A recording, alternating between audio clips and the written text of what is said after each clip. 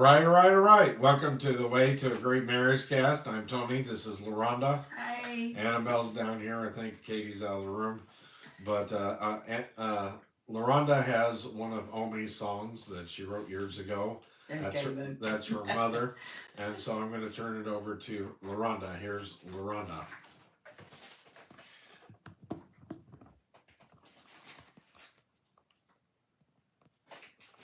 This was March 1992. Jesus walked upon the water that day. Peter said, Lord, let me come to you. I pray. This is what Cecil preached on tonight, Peter. Or that's what you preached on, I mean. So let me start over. Jesus walked on the water that day. Peter said, Lord, let me come to you, I pray. Jesus said, Peter, come to me. You can walk on the water. Have faith, and you'll see. Peter took his eyes off Jesus, and he sank. He was so excited he really couldn't think. What a sight to see until he lost his faith. To see him walk on the water must have been great. Don't take your eye off of Jesus, or you'll fall. We try to do things on our own. We don't think to call on God at all. Just remember He's always there to help lend a helping hand over a heavy load He'll bear. Just call on Jesus when you have a heavy load. He'll pick you up and carry you down life's rough road. Hold to His hand and you will never fail. We can walk on the water if on His name we'll call. And Tony talked about that tonight. And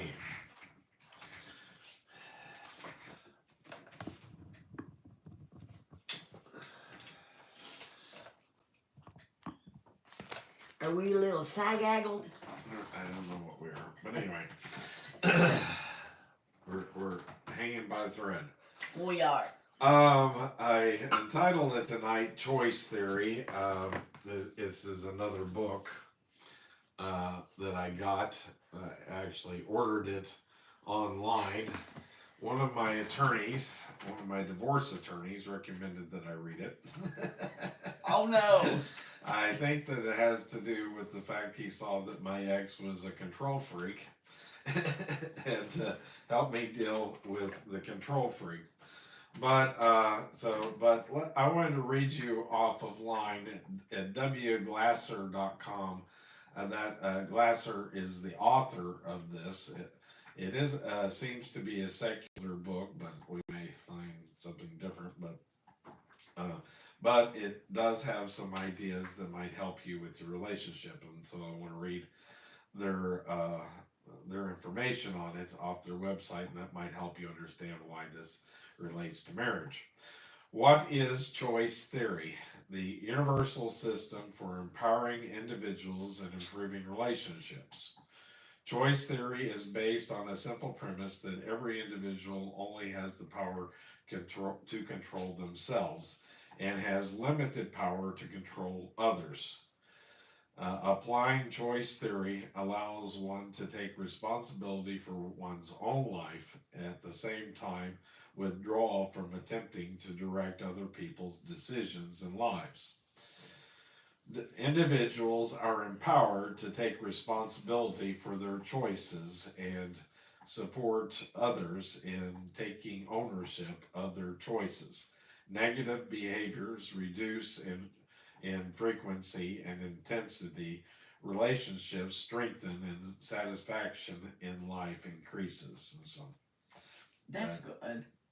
yes, I believed it helped me whenever I read it. It really helped me to deal with my pain issues that I had, my chronic pain disorder. It talks a lot about in here about arthritis and different things like that. So if you would, I think that this is a good book for us to overview. We're not going to read it like we did Mom's book, but Right.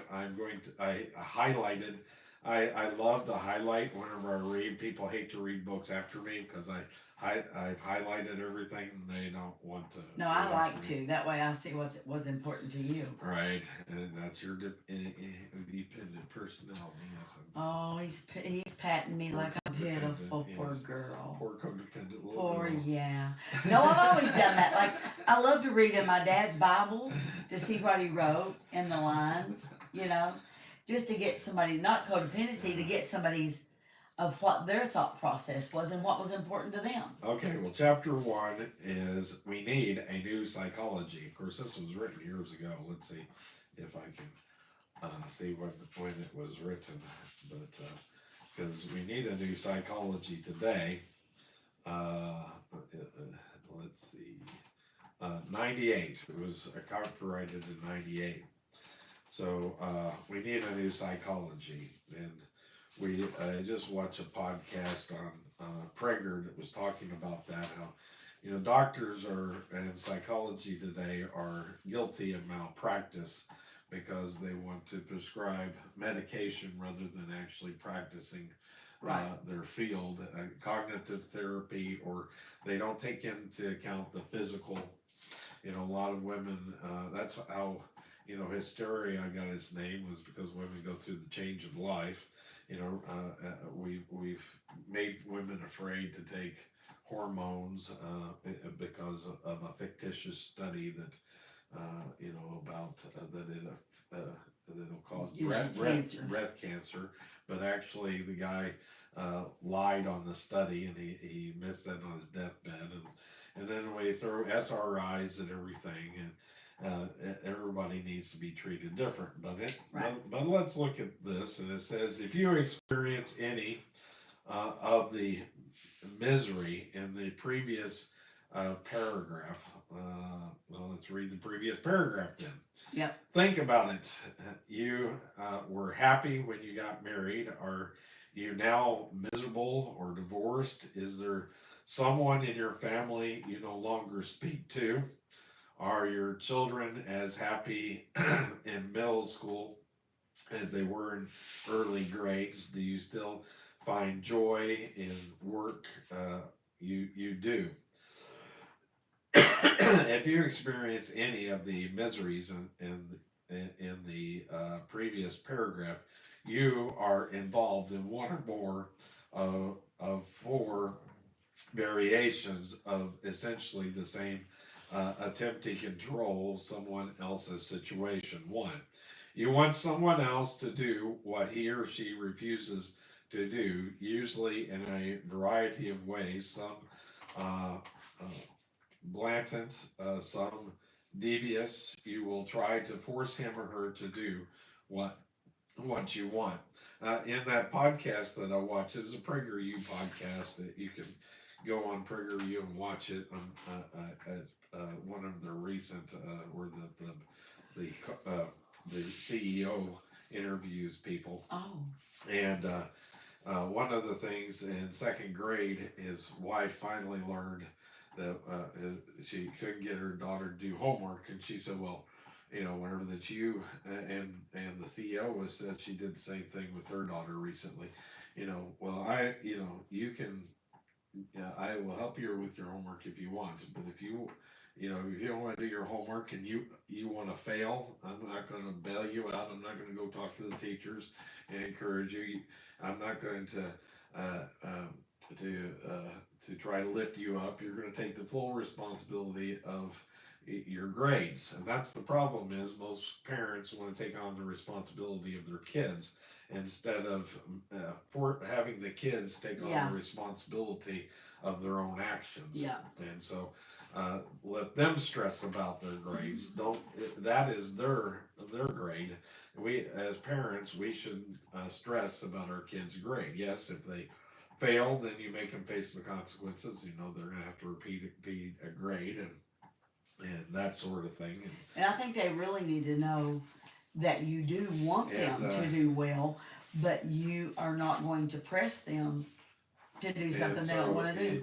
Then the second grader went off and huffing and puffing and stewed for a little while, and then came back a couple hours later, And Mommy, will you help me with my homework? I don't want to fail. Right. Yeah, I don't want to repeat second grade for the rest of my life.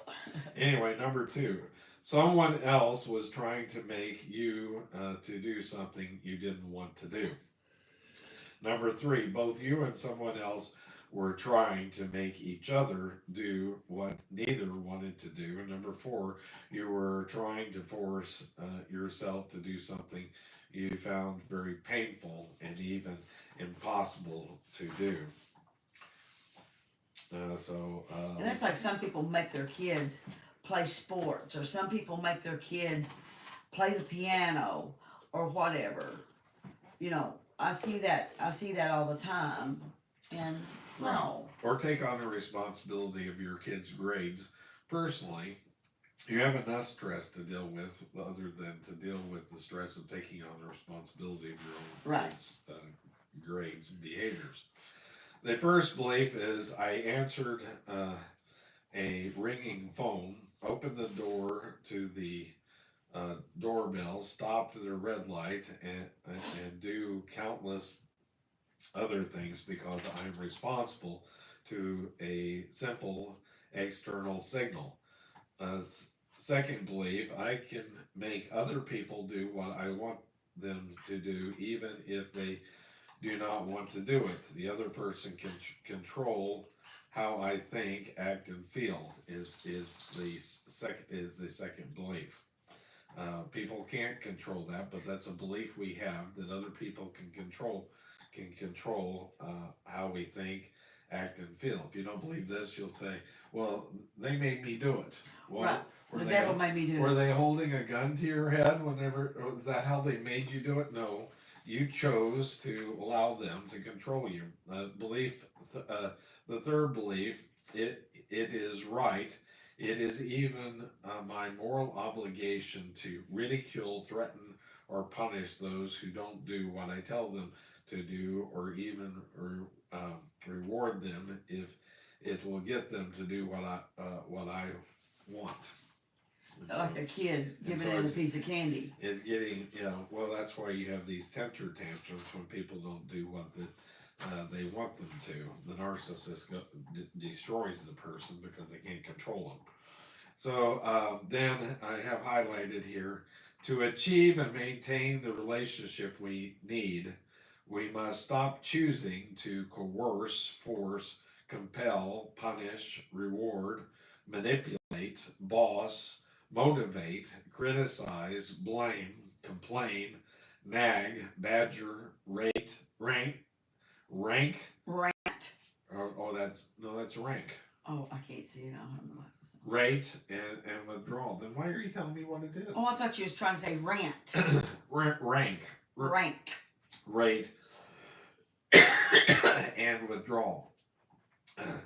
We must replace these destructive behaviors with choosing to care, listen, support, negotiate, encourage, love, befriend, trust, accept, welcome, and esteem.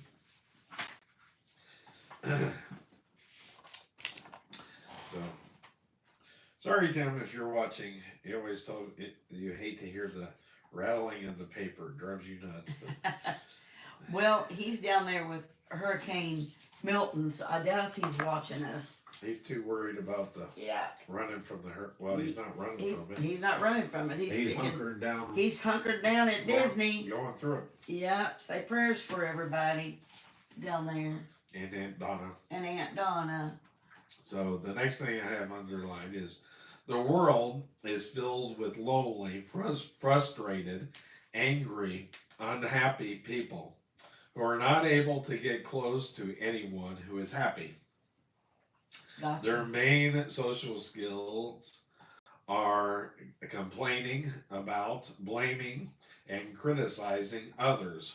Hardly the way to get along well with anyone. True. The first unhappy group tries to find the way back to happiness, which I define as pleasurable relationships with happy people. The second unhappy group has given up on finding happiness with happy people. They no longer even try to have pleasurable relationships. But, like all of us, they do not give up on trying to feel good.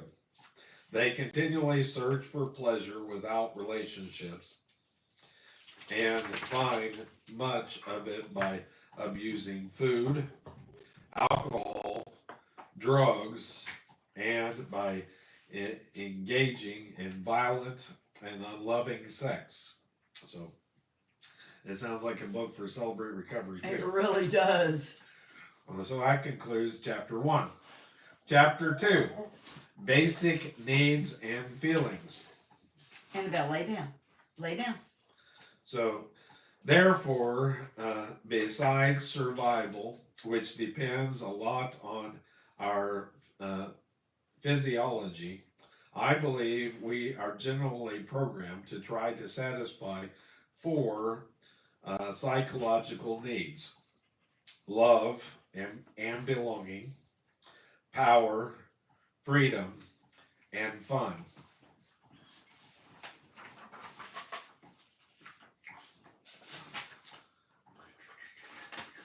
Okay. Next underlined section.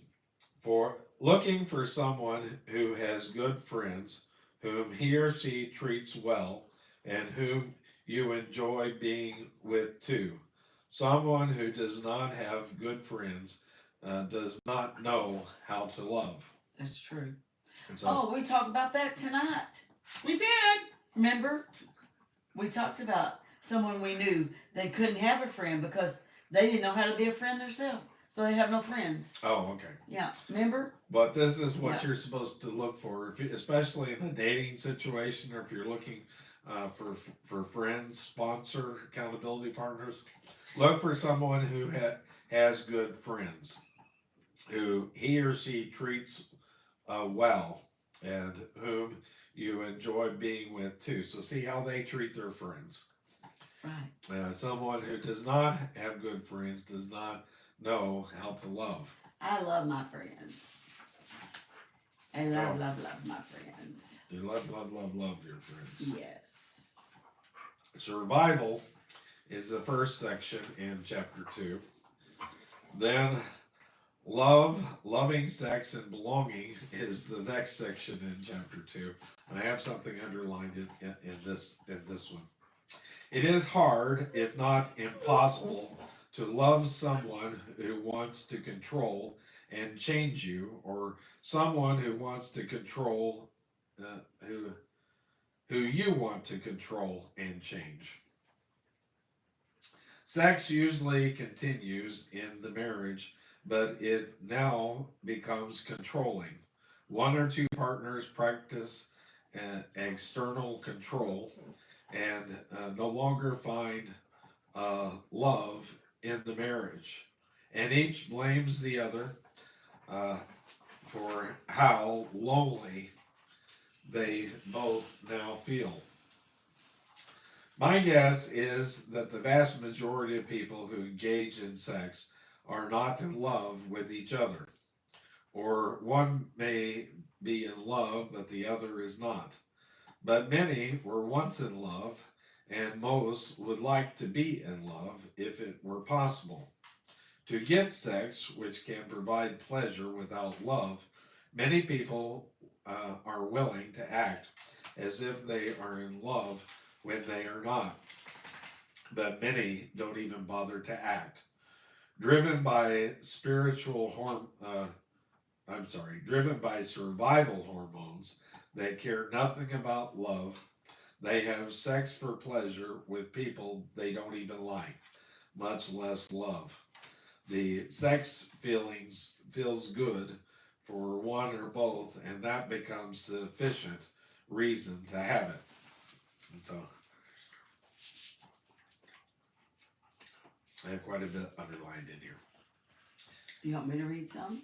The next underlined section is, I discuss compatibility in detail later, but here, to test if your love is likely to last, ask yourself, How much do I have in common with the person I think I'm falling in love with, and even beginning a sexual relationship with?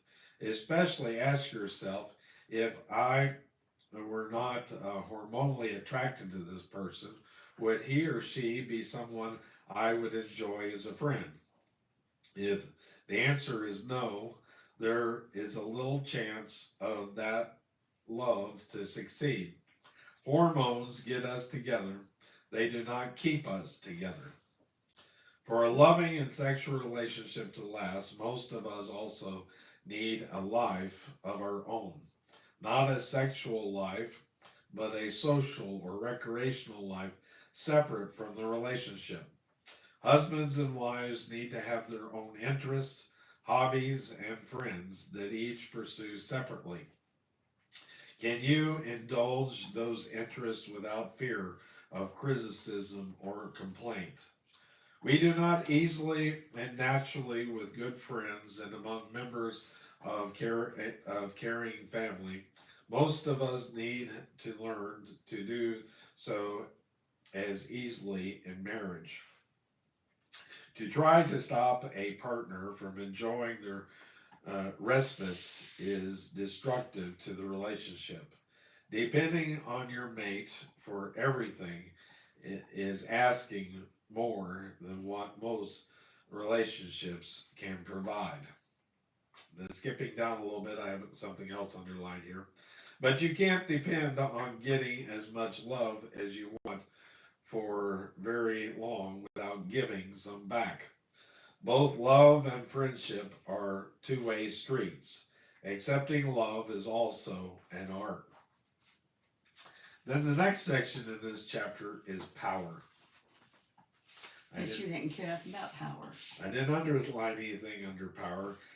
Freedom is the next section. I didn't underline anything in that one either. What's that? Fun. The fun, I underlined under the section fun. I guess I was interested in I guess so. sex Fun. and fun. if you're gonna analyze me here, okay. What I have 2.5 paragraphs underlined here, so under fun. So let's read this. The day we stop playing the day we stop learning. The day we stop playing is the day we stop learning. Fun is the best defined by laughter. People who fall in love are learning a lot about each other. They find themselves laughing almost continually. That would be me and you. No, that's a fake. We laugh all the time. I know. One, you were already up here. I know. Why did Make you your get mind down? up, girlfriend. Oh, female?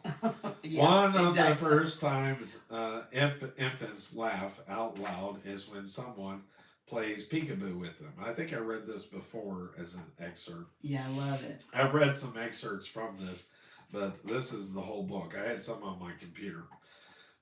Fun is best defined by laughter. People who, okay, peekaboo with them. Yeah. I believe they laugh because that game teaches them a useful lesson. I am I and you are you. Up to that time, they thought I am I and you are me too. God love. That they Sweet babies. owned everyone who took care of them. Yeah, they're quite narcissistic. They really are. Babies are. Not being able to recognize that you are different from others and don't own them is not a problem when you are a few months old, but it is destructive to relationships if it continues into adulthood. It is important to find out early that we are different from each other and that the only person we own are ourselves. That's It right. takes a lot of effort to get along with each other, and the best way to begin to do so is to have some fun learning together. Laughing and learning are the foundation of all successful long-term relationships. When a marriage begins to go sour, fun is the first casualty. That's too bad because fun is the easiest need to satisfy. There are so many things you can do to have fun, and rarely does anyone stand in the way. No, let's not have fun tonight. No, I don't want to have fun. That's definitely not us. The need, uh, the needs and relationships is the next section in chapter 2, and I don't have anything highlighted in that. Well, I mean, is it not worth reading something about each one of those? I mean, just like the introduction to it or something. I don't know. Well, this isn't like Ma Ball's book. This Okay. book has 340 pages in it. Gotcha. You're just hitting the highlights. I'm just hitting the highlights. Gotcha. And so we finished chapter 2. We will pick up in chapter 3 tomorrow. Yeah, if that's okay with you guys. Well, I wanted to say too, you know, Tony's a minister, he's a preacher, he's been a pastor, I'm a Christian counselor, so I gotta add something to this because this is a secular book. Right. And I don't agree with everything No. in this book. No. We'll come across a section that I don't agree with, and but that doesn't mean that I don't think it has some good ideas. Oh, it's wonderful, I love it so far, but what I was gonna say is, a biblical marriage, it says that when you're joined, and I figure maybe God meant in an intimate sexual way, that's the closest you can be to being one person, is when you're sexual with the one you love. Nothing nasty, nothing dirty, but it says for a man to leave his mother and father and to cleave to his wife. Now that doesn't mean he has to be codependent. That just means he is to care for her and his family and to leave his mom and dad behind. It doesn't mean that he can't help them out. You know, we're trying to teach you the way to a great marriage. I learned from our broadcast, but in a biblical sense, marriage is different than what they said. Yes, you're two different people. You need to have friends and things like that. Do things, you know. Us girls in my church, in my Celebrate Recovery, we do things together. In fact, we're planning on a day out real soon. You know, the guys probably wouldn't want to come along with us. And then sometimes we have meetings that husbands and wives comes together. We eat together, we pray, we have a meeting, and so you know, I don't know. I just wanted you all to know that in a biblical sense. I don't know. Has somebody talked to us? Yes, but Okay. you're too In a biblical. When you get through preaching, we'll talk about it. Okay, Uncle Cecil. In a biblical sense, it's different when the book says, even though we love the book. So just remember, we're gonna add Bible to this. We started the Way to a Great Marriage cast so LaRonda would have her opportunity to preach also. Woo! Hey Heather. Well, hey Heather. We finished up in episode 100, Mom's book, and so I started tonight Choice Theory.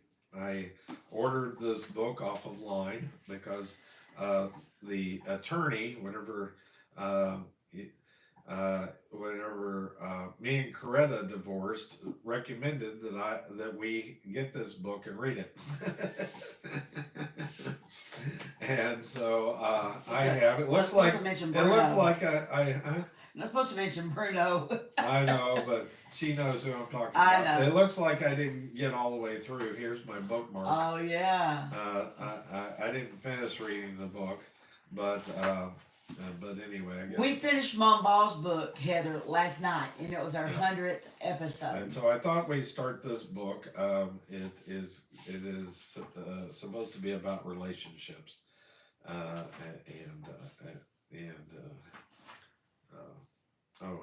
to my wife, Charlene. I don't know. He has a forward to, yeah, Charlene. To my wife Charlene, what does it say? This book is as much hers as mine. I wrote it, and she gave input to every page, literally every word. I love her very much and wish I had the words to describe our marriage, but in far from the madding crowd, Thomas Hardy had the words, I quote, to describe what we have together. This good fellow, camaraderie, usually occurring through the similarity of pursuits, and unfortunately seldom super added to love between the sexes, because man and women associate not in their labors but in their pleasures merely. Where, however, happy circumstances permit its development, uh, the compounded feeling uh, proves itself to be the only love which is strong as death, that love which many waters cannot quench, nor the floods drown, besides which the passion usually called by the name is as evanescent as steam. Part of that is from Song of Solomon. Right, that's what I was gonna say. Love which many waters cannot quench is quoting Psalms. What's Heather saying? Yes, his wife is his own family. LaRonda adds good points. You guys are the power couple. Love that. I'm catching up on the last few episodes. Yay. Yeah, I don't know which episodes Mom's started on. I think I need to find out and copy those and move them over to Rumble. Yeah. So they're preserved. Yeah. Forever. I'm having trouble downloading stuff from YouTube right now. YouTube to Rumble. To be able, I got to download it off of YouTube and then to move it over to Rumble. And so we're so tickled to have Heather. I think this is her first time with us live. Yeah. Right? We love Heather.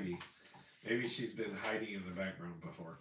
She's our sweet girl. Yeah, exactly. Right. Exactly. And so that reminds me that it's come about that time to remind you to like, follow. Was it probably Heather's example? What'd she say just then? Like a bunch of smiley faces. Smiley faces. And you need to put on your glasses so you can see. I can't see that far away. If I was holding my phone, I could. Let's see. Yes, I can see with my glasses on. Okay. So we've said like, share. Yes. And we want to share on Rumble. It's your turn tonight to do that. We want to share on. No, that's your thing. No, you do it. I need to save my voice. Who's ready to rumble? Woo, woo, woo. Okay, tell them why. Because in case they delete our content on YouTube, you can find it on Rumble. You need to go over there and subscribe over there so that you won't miss a beat if something was to happen to the YouTube account. And it's the Waycast, all one word. Yes. Yep. Or Tony Ball. Or search for Tony Ball. If you still can't find it, let me know and I'll give you the link. But I think you should be able to find it. Yep. Then a comment, like Heather gave the example. Yes. Ask questions. We may make your question a whole podcast about your question if it's good enough. Then share. Share. I have pinned to the top of the channel Against All Odds. I think it's a great Waycast evangelistic tool. So I encourage you to share that. And hit your ding-a-ling. Ding, ding, ding. Yes, for notifications so you can know the next time that we're on, so you can come on and harass us in person. So we don't have to harass each other. We harass each other. And so with that, we say good night, until we meet again. Adios, au revoir, auf Wiedersehen, till then. And though it's always sweet sorrow to part, you know you'll always remain in my heart. Good night, sleep tight, until we meet again. Here's a wish and a prayer that all your dreams come true. And now till we meet again. Adios, au revoir, auf Wiedersehen. good night. We love you. And don't ever forget, you are truly loved. And with that, we say good night. Night. Friends, there you have our show. Hit songs and fashions through the